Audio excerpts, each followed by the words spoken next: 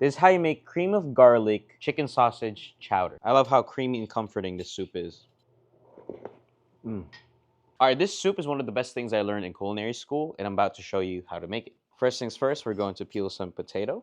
The potato will be our thickener for this soup. We're just going to cut this in small cubes, but it doesn't have to be perfect because we're going to blend this later on. And we have our garlic. We're just going to rough chop our garlic, just like this. You're also going to need some leeks. If you can't find this, you can also use spring onions, okay? We're just going to use the white part of the leeks. Make sure your leeks are clean, okay? Sometimes there's dirt. And you're going to need an onion, probably like a quarter of this. All right, medium heat. We are going to cook our onions and leeks until they are translucent.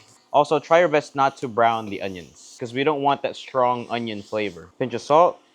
We're just sweating the onions and the leeks. This brings out the sweetness of the ingredient.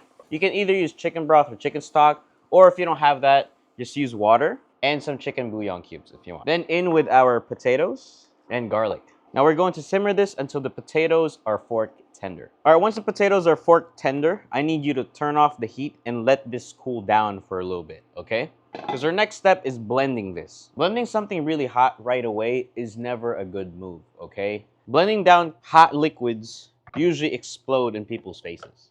I don't want that to happen to you, okay? Now back to our pot. I'm also going to have potatoes in my chowder that I'm not going to blend. Cut it into bite-sized cubes. I'm also going to throw in some carrots over here. And we're going to simmer this until the potatoes and carrots are fork tender. Or for my protein, I'm using chicken and apple sausages. Nice and sweet addition.